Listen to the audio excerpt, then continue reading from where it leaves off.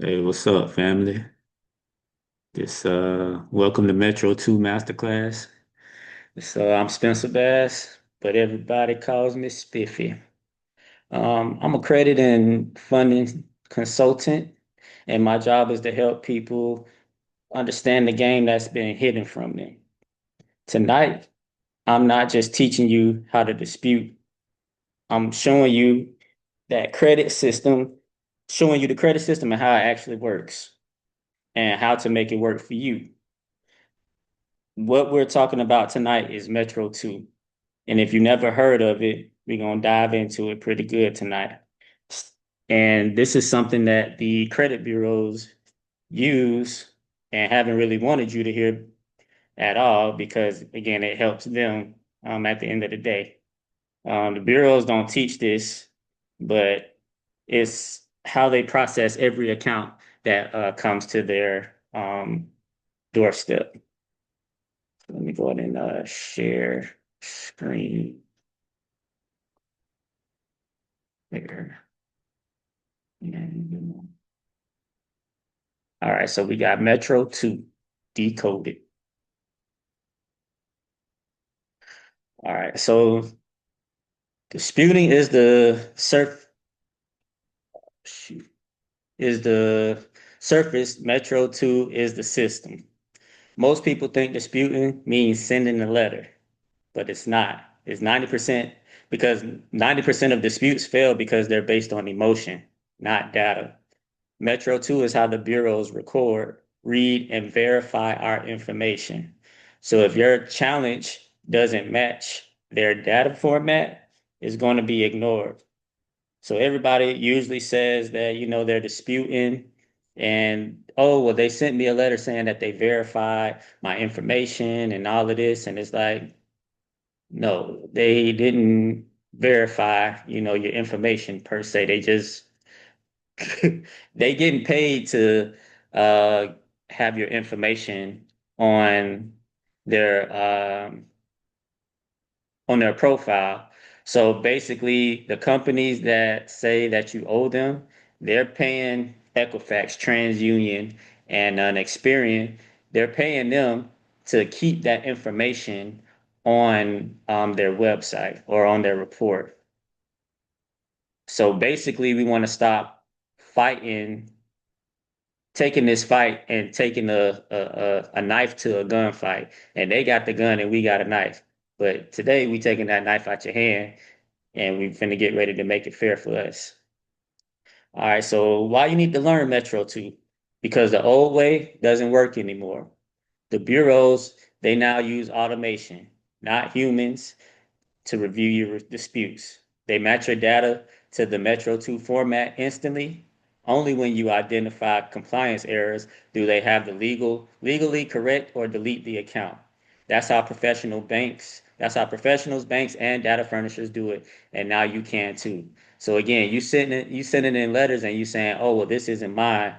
That's not that's not compliant. Or you may be able to get something moved for some time, but with the Metro 2, it's basically like, look, are you compliant or are you out of a compliance? That's it. And we're gonna get into that further within the slides here, but that's the main thing.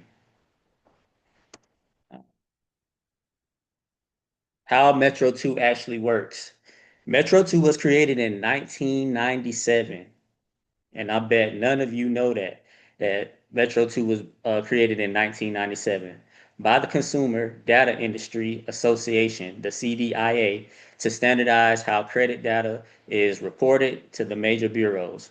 Metro 2 is the same thing as data reporting standard created by the CDIA. Every line on your credit report is made up of fields and codes. Think spreadsheets for credit. When a lender updates your account, they send those codes to the bureaus. The bureaus don't read those sentences, they read data positions and compliance flags. So basically, when you sending in those letters, there's not a human reading it at all. There's a human opening it to feed it into their AI system, which is eOscar. They're feeding it into there, but eOscar, of course, just like you searching for a job or anything like that, they running it through the system and they're looking for keywords to see, whether it's gonna get tossed out or whether they're gonna keep it. And a human and an actual human has to take care of your letter that you actually sent in.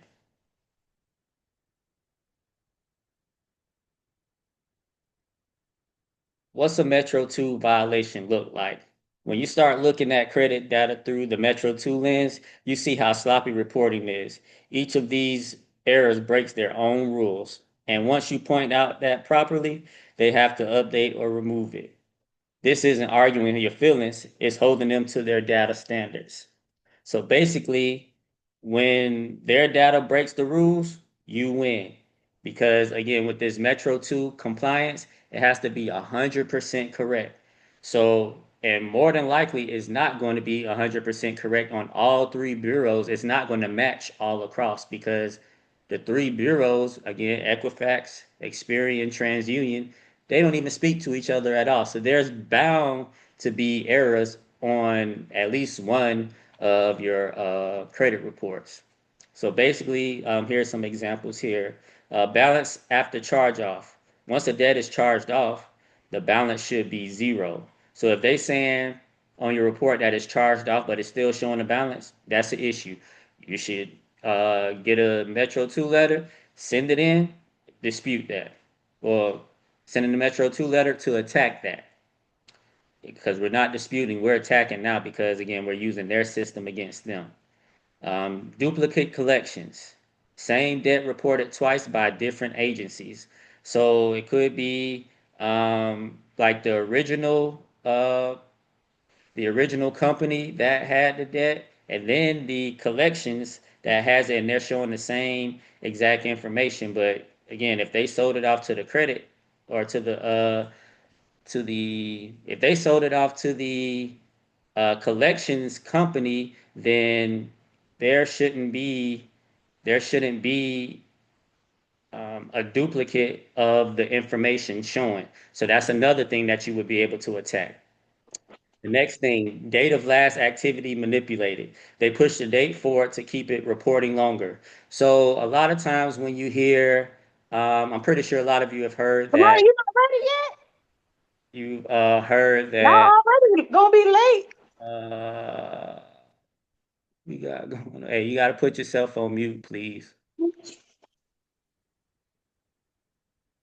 Uh, All right, so we got the date of last activity manipulated. They push the date forward to keep it reporting longer. So usually when those collection companies are calling you, and let's just say you've had that collections on your account for 4 years or so, and you call and you start talking to them and verify that it's your account, that's usually when those collection companies try to say, okay, we're gonna start the clock over because you know that it usually drops off 7 years before it actually falls off of your credit report. So that's as to what that's speaking towards. Next example, paid collection still showing open. Data conflict in Metro 2 fields. So if you have pay the collection. If you pay the collection, you need to tell them that, hey, the only reason why you need to be paying them is if they're going to delete it. So if you figure that you're going to pay them, make sure you get something in writing saying that they're going to delete it. If they're not going to do it, then you don't need to be talking to them, and you need to keep attacking that information because again, they aren't going to be able to provide you a wet ink application that you filled out to them at all with their company name on there. Uh, they'll send you some statements or something, but they will not send you the original application, with your signature on there. So you definitely want to dispute that if you're telling them that you want to pay, but they don't want to delete it off your report. The next thing, status and payment rating conflict shows current but late payment flag still active. So let's just say you have a credit card and maybe you were a couple of days there and late, but it shows late. But you called in and say, hey, I did make it a couple of days, made the payment a couple of days late. are you able to go ahead and to, take that off my credit report and to show it accurate? And they could say, yeah, but if they didn't do that, then you have a right to attack that also because again, you're not late at all because they said that you weren't. All right, so when data breaks the rules, you win.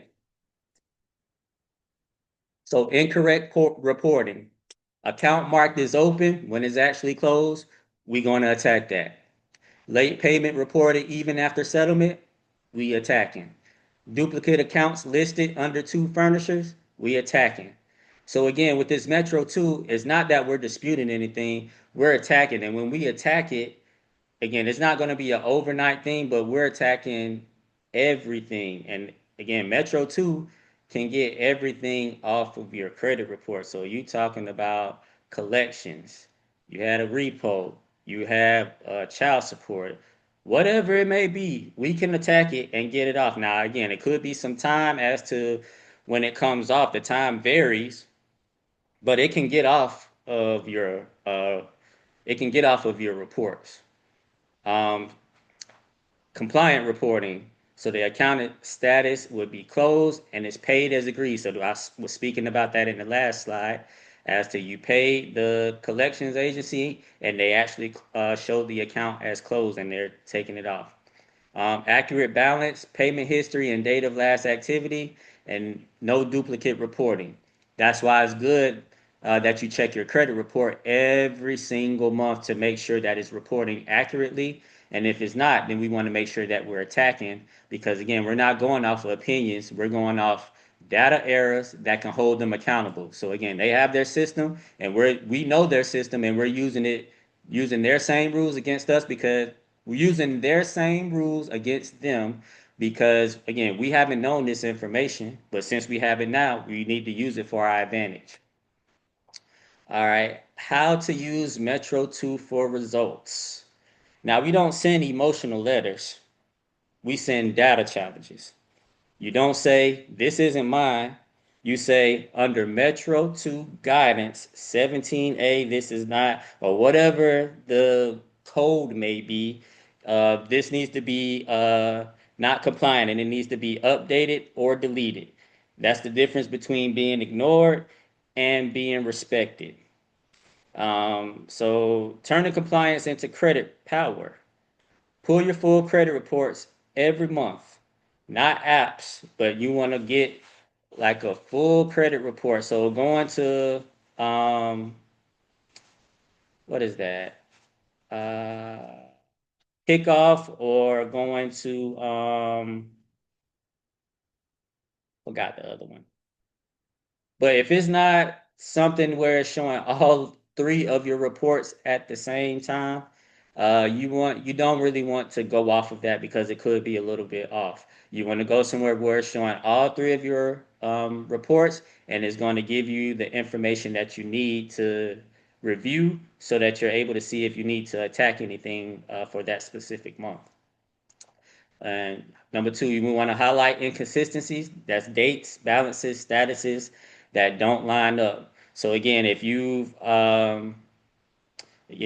have a collections and you paid it off and they didn't delete, you need to dispute or you need to attack that. Or if you know that you paid it off but it's still showing open but it's actually closed, you need to dispute that because again, it's not accurate and it's actually hurting your credit score. And again, with the language that you put in your letters, it makes a big difference with the attacking your report.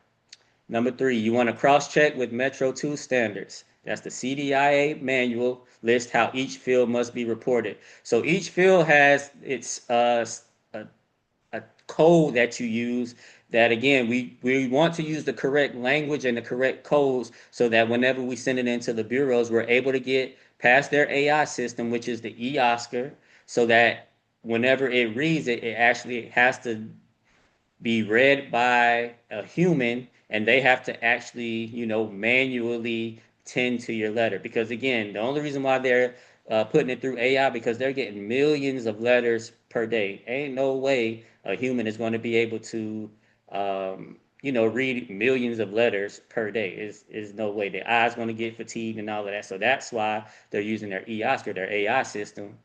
And but within that, they have to be compliant, with reporting the information on your report.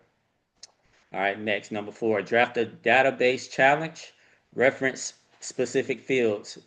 And again, going to, okay, in your letter, you're saying, this is Spencer Bass, and I'm showing my passport, I'm showing a bill, and I'm showing my license. I'm sorry, a passport, I'm showing a bill, and I'm showing my social security number. All right, so you know that that's me. All right, now I'm basically writing you because this balance shows that I owe $100, but that's not correct. I'm using this Metro 2 code to whatever, and I need you to either update that or delete it. That's it. You're not asking them anything. With this Metro 2, you're telling them. So we got to get out of the habit of thinking like, oh, well, let me ask, and if they send me a stall letter, it's just over. No, send that letter, and basically you telling them what to do. And again, if they come back with a stall letter, don't worry about that. You got to stand on business. Send that next letter in because again, with that Metro 2, eventually it's going to come off because they're going to run out of time as to where how many stall letters they can send because again, you're doing what you're supposed to do. And again, if the account isn't compliant, it's not compliant. And that's the thing. They have to be within compliance and they know that. Number 5, track responses and timelines. They have 30 days to correct or delete.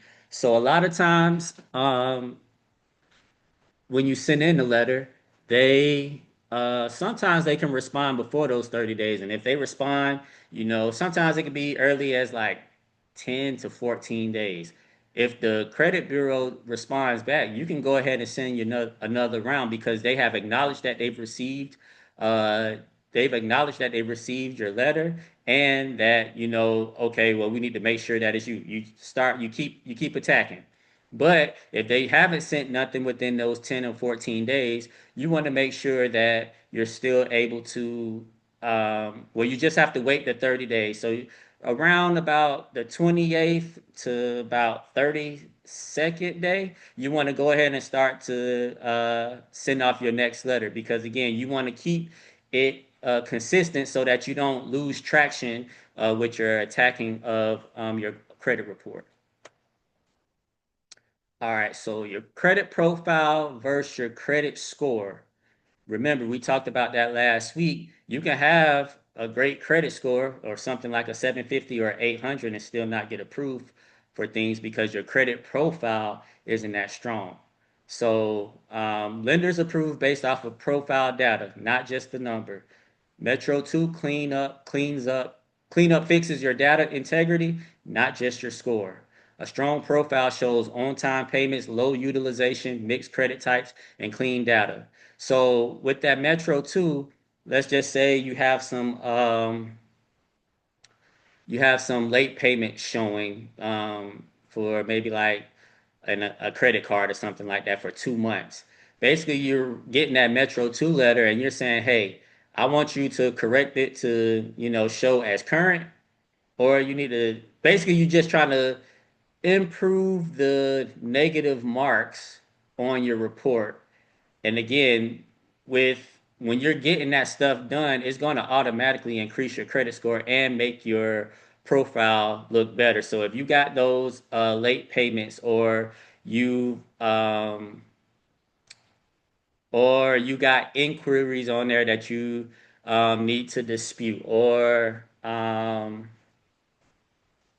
let's see, or those like the main things. You want to make sure you dispute those things because again, those can increase your score quite a bit. And again, if you attack that payment history and you get that all cleaned up, your score is going to jump up pretty good. Maybe like 50 to, well, we'll say like 40 to 70 points, at one time. But again, that's not saying that's going to happen the first month. But again, over time, that could be a good jump for you. So again, you want to make sure that you're continuously attacking And again, we're trying to, excuse me, we're not talking like that anymore. We are doing what we need to do so that we're able to get the score that we need so we can do whatever we want to do. So again, a lot of us are in the market of trying to, excuse me, again, a lot of us are wanting to get a house, get a new car, want to start a business, anything like that. But again, we got to get that credit right. So again, this is the process of leveling out the playing field and giving you the rules that the credit bureaus have so that we're able to attack and get everything taken off so that we're able to um, get everything cleaned up so that we're able to get our score wherever we need to so we can do the things that we want to do and start to live life how we really supposed to. One thing I will mention is that when you do, even though I said earlier that Metro 2, it can take off anything. Now I do want you to take a point that it's cleaning it up like it's just going to look good on paper. So let's just say if you had a repo, we got it taken off the paper, but you're still going to owe the money to that specific institution. So be very mindful of that. So it's like again, it's just Metro 2 is making it look good on paper so you can uh do whatever you need to do, but you're still going to owe that institution. So if you go back, just because it got deleted off your credit report, don't think that you're going to go back and do business with that specific business because, again, they're going to see that you owe them money and then they're going to be like, no, and we need our money. And once they do that, that's potential for that to go back on, your report. So just keep that in mind. This is just to have it clean on paper so that you can do what you need to do. And again, it could be start a business so that you're able to get funds coming into your account. And then so that you're able to take care of everything that you need to, so then you can get yourself out of debt and then start to do a lot of the things that you like to do. When we get the credit all cleaned up, we want to make sure we start to build it at the same time. So therefore, we're not really wasting time to as we're repairing our credit or attacking our credit, I should say. Again, you can take a picture of this slide, and that first bullet is just some primaries to where, again, you're signing up. They say, hey, they might give you a low amount like 500. You pay that over some time. Some of them, they even give you interest, maybe like, $20 to $50 or something like that. But still, that's money you didn't have. But you're gaining a primary at the same time and building credit with that. The next one, jeweler account. So it's just like a card.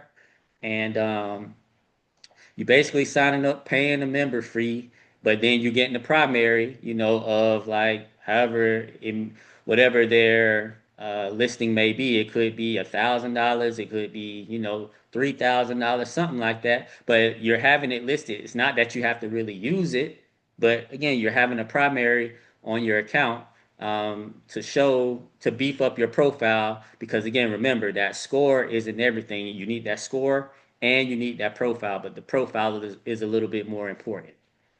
Rent reporting. So when you pay your rent, it doesn't report to your credit at all.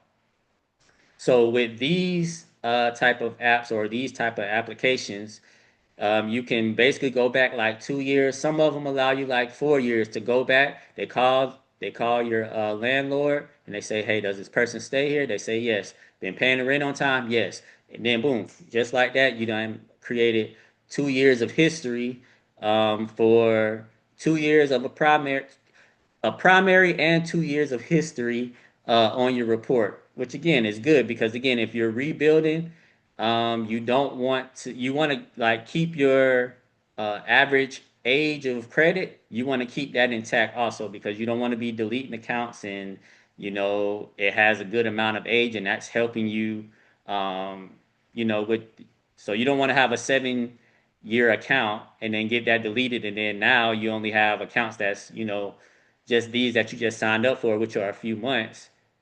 you want something that's going to report, longer. The sweet spot, usually about 3 to 4 years, you want your average to be. And then secured cards, that's you putting money on a card, and that's whatever you put on a card, that's your limit. And basically, you just paying that, and you paying that in full every month. And if you don't pay it in full, you leaving 1 to 9%. And so again, so that it reports to your credit report, and that utilization, it stays down. That's a good mark. And then, within a few months or so, maybe 3 to 6 months, you can ask them, okay, I don't want this to be a secured card. I want this to be a revolving line of credit. And they'll probably change it for you more than likely. So, but that requires, going into the bank and creating that relationship with the banker. So, think about that.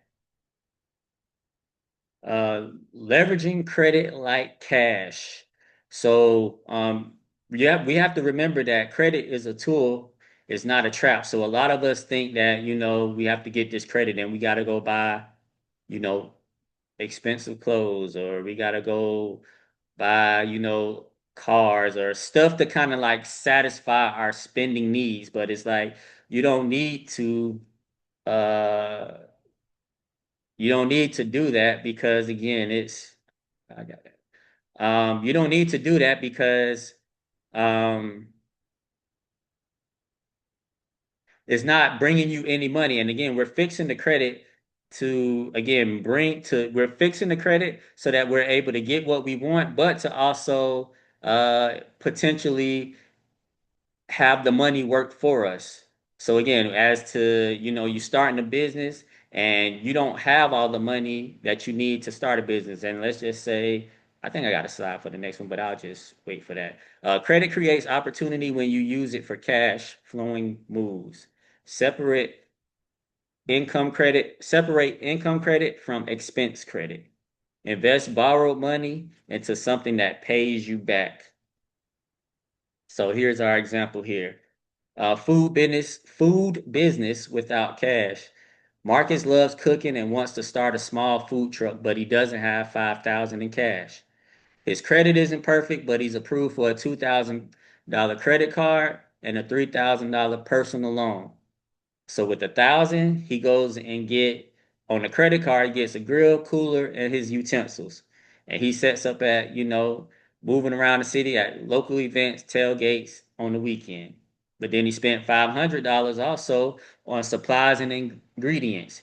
He keeps his menu simple, just wings, fries, and lemonade. He puts 2,000 from the personal loan toward a small trailer he can tow with his car. Now he has mobile set up that works just like a mini food truck. Okay, so that's 3,500. So let's just say he selling he's selling the chicken wings and fries, and he's selling it for $15 a plate.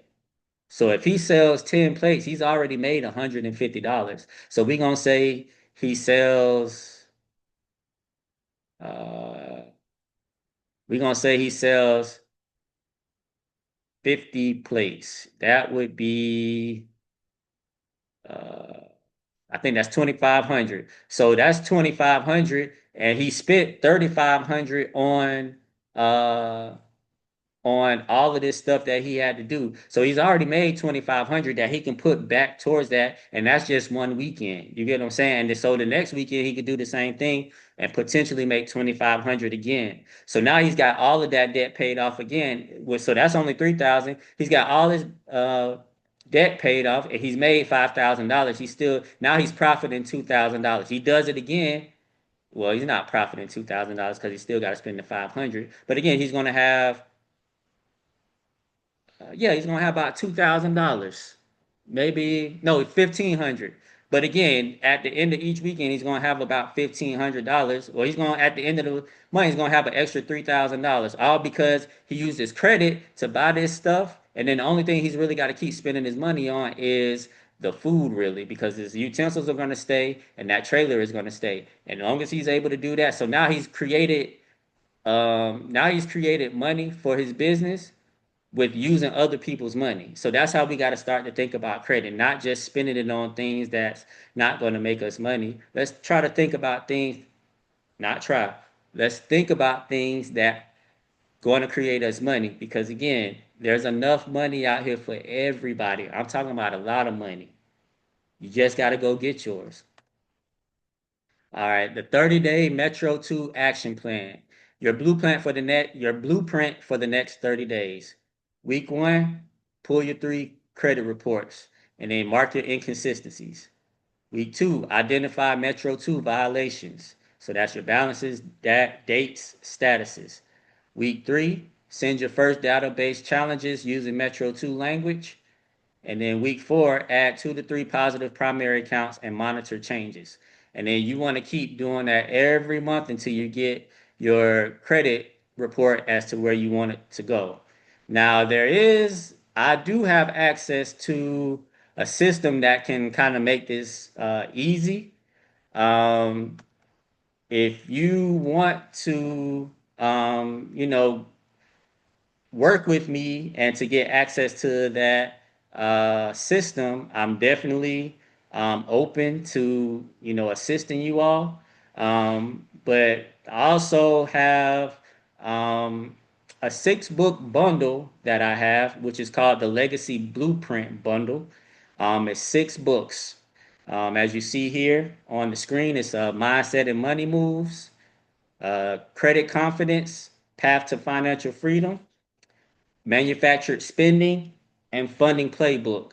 And then you have number 6, which is your first swipe, which is for parents and teenagers, credit lessons schools don't teach. So we're trying to get the kids started early also. So if you've been following this Metro 2 breakdown, you know knowledge alone doesn't change a situation. Execution does. So if you feel like you would like um, the link to this bundle or to any one of these books, you're able to email me here at the email that you see on the screen here, info@spiffyoriginal1.com. And I will gladly send you over that link and we can discuss further, on me assisting, attacking your account together and, us, potentially working together to help you get a business to, uh, further, just improve your life, basically. I'm definitely open for that. Um, and remember, knowledge is power, but execution is freedom. That concludes my webinar. And I am, uh, let me see,